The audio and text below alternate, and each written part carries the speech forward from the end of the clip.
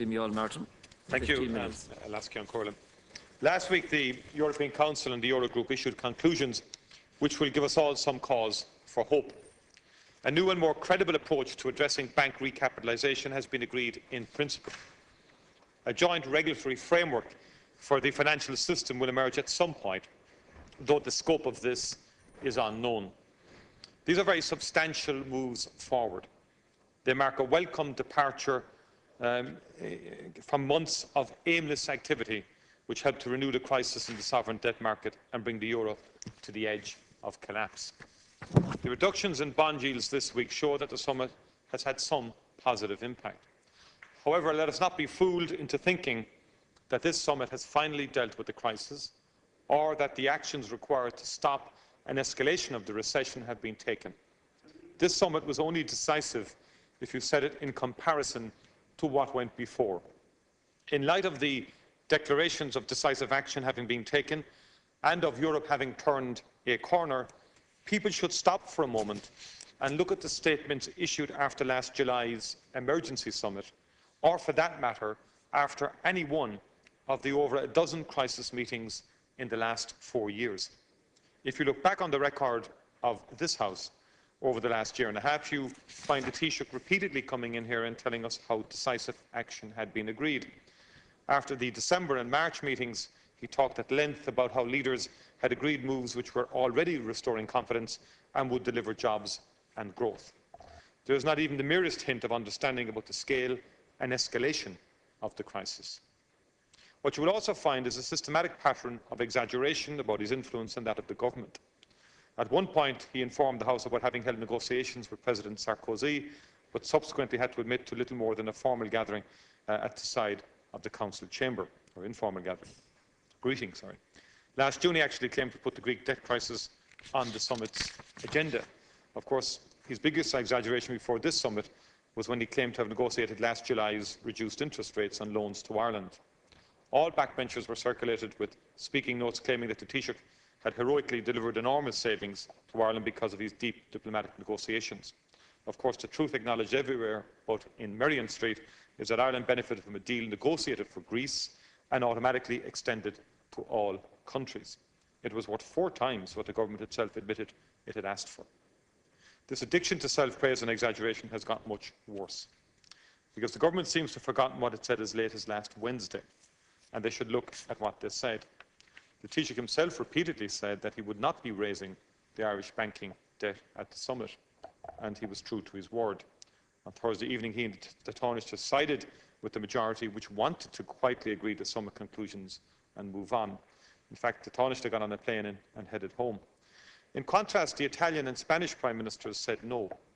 They said no deal on anything until urgent issues are addressed. And there were urgent and immediate issues, and particularly the situation in Spain and in Italy were causing very, very grave concern, and particularly the position of Mario Monti, whom everyone across Europe welcomed his arrival on the scene in Italy. But he was being undermined by the lack of action really on the sovereign debt crisis and the intransigence of what was going on prior to this summit. And the situation in Italy was becoming very perilous indeed. So the deal which they won in the early hours of Friday is very important, because at every stage of the last 4 years, the Council and Eurogroup have adopted a consistent approach of extending the principle of agreement to all countries. The performance since Friday morning has been so brazen it would make John Terry blush. Both the Taoiseach and Taoiseach have been outpraising themselves for having tirelessly executed a cunning plan. Brief handshakes when entering the meeting room have been elevated to the level of in-depth consultations. Apparently, the Taoiseach showed a masterful command of tactics by agreeing to move on to other business and not coordinating with the Spanish and Italian delegations. Spain got a definite deal in relation to bank recapitalisation, and Italy won concerning sovereign bonds, and Ireland have got an examination of our banking debt, and it's a welcome examination. But I would like to ask the Taoiseach, in terms of the detailed and advanced discussions which we've been told about in the Dáil over the last 12 months in relation to our bank debt. You know, that we were told that a joint working paper on this issue was being drafted from this time last year. So one would have thought that a lot of detailed work would have gone into the technical paper and so on. Now, I know you hadn't read the technical paper which you said you did 2 weeks ago. Could I ask, will that technical paper be published? So we could have some indication of what we're actually looking for. The problem for Ireland is that we do not actually want just what has been done for Spain. In their case, bank recapitalisation has yet to happen. So the ESM money will go directly to the purchase of new equity in Spanish banks. If the same core principles hold for Ireland, then the ESM may purchase from us our shares in Bank of Ireland and AIB. It appears that the core principle is that the ESM must have an asset in return for its investment. It is highly unlikely, and it is little help if all that happens is that these shares are purchased from us at today's values. Until last Friday, it was the Taoiseach's position that the government's sole priority was the cost of the promissory notes. Earlier this year, the government declared victory on the basis of a deal which actually increased the costs of the first tranche and converted it into normal sovereign debt. The promissory notes should remain our absolute priority in relation to the bank debt. As the Taoiseach has finally been willing to admit, the notes were agreed because Ireland was being responsible towards a Europe scared of contagion and which lacked any alternative. This debt should under no circumstances simply be converted to standard sovereign debt on the ESM terms available to all. They are a unique instrument developed at an exceptional time which has no implications for wider policy. They deserve an entirely separate approach. A much, much longer term and nominal interest rate is certainly what should be considered in that context. The ECB's support for Ireland being mentioned in the statement is no surprise. The bank's core negotiating objective has been to transfer the promissory notes into standard sovereign debt and walk away.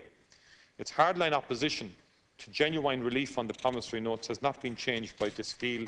It has been confirmed. Given the policy of systematic exaggeration which has characterised everything this government has done over the last year and a half, if you want people to believe that a major breakthrough is being made, it's time for you to start producing some details.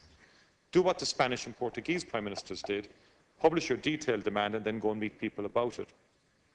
With the exception of the bank debt element of the deal, nothing was agreed at the summit which fundamentally changes the dynamic of the crisis or addresses the core design faults of the euro. In relation to the absolutely essential introduction of joint banking supervision, the linking of this to the dispersal of ESM money to Spain suggests that it will be watered down to meet the demands of Germany's regional banks. It's highly unlikely that agreement will be reached in time for the October deadline. A central dynamic of the crisis has been the fear from investors about the lack of a lender of last resort. The ESM was supposed to ease this fear by showing how the resources were in place to rescue anyone. With 100 million to go to Spain's banks and the other commitments, the ESM simply isn't large enough to give the required confidence to investors. Equally, if the ESM gets involved in buying Italian bonds on the secondary market, it may bring forward the date of the next crisis. When the ECB spent a much larger amount on similar purchases, it gave short-term relief, increased its own risks, and failed to save Greece, Ireland or Portugal. Why should the dynamic change now because it is the ESM and not the ECB buying the bonds? The monetary ideologues insist on the purity of their vision for the ECB. What they also insist on is that the ESM's funding cannot be leveraged to deliver firepower which can outlast a further run on the bond market. The failure to challenge this means the single biggest driver of the sovereign debt crisis remains in place and will probably come to fore again. And I would refer the Taoiseach to an article by Colin McCarthy where he actually makes the intelligent point that the devil is actually in the principle and focuses on this issue specifically, which is of concern. Europe also needs investment if it is to get out of the recession. This summit again failed to deliver anything which could honestly be called a growth agenda. Giving money to the European Investment Bank and reallocating structural funds are good ideas, but they fall down on two major areas, and as Martin Wolf this morning described them, he described them as a mere bagatelle. First of all, there is no detailed agreement to use the money exclusively for regions most in need. Secondly, and most importantly, the co-financing rules have not been changed. As a result, the money, if it materialises, is likely to actually further strengthen stronger regions at the expense of weaker ones, which cannot afford the co-financing.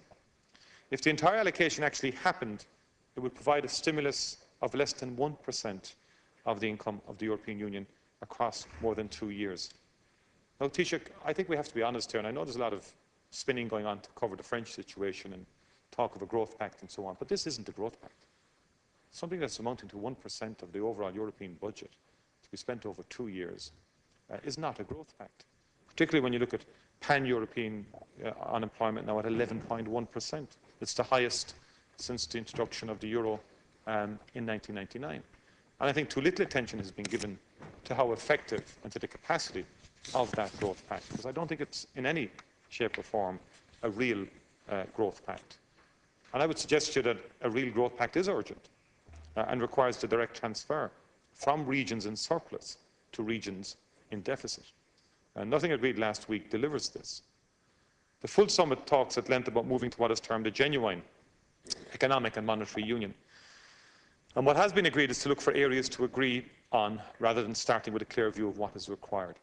The text gives very little reason to believe that the leaders understand this. The agenda is about control, not creating a genuine union. It's full of measures which originated in the pre-crisis period and involve neither ambition or reflection. And I think, again, Taoiseach, we do need, I heard your speech earlier and you said that you're going to play a full and active part in it, whatever that means. No one knows. But no, not talking about the debt, I'm talking about the monetary and economic union. Mm-hmm. No one quite, all you said, there's talks coming up, we'll play a full part. What is the government's position on that? Well, we'll see the report in October and before the end of the year. No, but we shouldn't wait for Van Rompuy. We should state ourselves. Report? We should state ourselves as a country how we see Europe evolving. What's in the best interest of Ireland? Because we need to engage the citizens. Because what's clear from your own speech, which we didn't say last weekend, is we will need treaty change here. There will be further referendums in relation to this. And we should tell people that, and we should explain to people why this is necessary, and why it's in the best interest of Ireland or Europe. Or what is our position? How far are we prepared to go in terms of fiscal union, political union, and monetary union? These are all fundamental questions, and the people shouldn't be surprised by them when they arrive on their doorstep via a referendum again. Because people always complain, as they did in the last referendum, about lack of information, lack of preparation, and understanding of the issues. And the reasons for that is people keep ducking and diving. This government, before the last referendum, you would not say you wanted a treaty change at all for about 12 months. And then we ended up with the referendum. The Attorney General said we needed a referendum, and hence we had to, in a hurry then, you had to get your ducks lined up in a row in terms of the referendum debate. And yet, huge dissatisfaction amongst the public in terms of their level of understanding of the issues. And that's a genuine issue for us as a country. And what's coming along the tracks here is a very fundamental re-evaluation of the shape of the European Union, both fiscally, economically, and politically. And there is no genuine articulation of that from the government's side. I did actually, in a speech in March, put our position in relation to how we would see a fiscal union emerging, a genuine fiscal union, not just one about balancing books, but one that would involve a genuine transfer union. And I think we have to share these issues with the public and with the people. And I don't get any sense from your speech that that's been done. The House should note also that the summit explicitly noted that progress is supposedly being made on common tax policies. But the government has failed to provide any update whatsoever on what it has been discussing. So I didn't get any sense from your speech about that and what is actually meant by the summit saying that good progress is being made on common tax policies. And I think we just need to know where the lie of the land is in relation to that. I am, but I'm just wondering, is this tied into the fiscal, monetary and political union issue? The political and economic issues on the agenda for the 6 months, as I said, are profound. And for Ireland, the time has long since come when our government should start articulating exactly where it stands on these reforms. They're even more important than debt issues in determining when the recovery will take place. They're not secondary to other priorities. If we do not set out what we believe is required to end the crisis and restore long-term growth, then we will continue to be bystanders and, in the words of Pat Cox, policy takers. Sometimes the outcome will be good and the government can rush out to try and claim credit, but equally there are many areas where we cannot adopt a position of just accepting what emerges from the work that is currently underway. We will have issues with some of the proposals and recommendations that are going to come along, and it's far better now that we stake out our position in relation to a range of issues and that there's public understanding of that.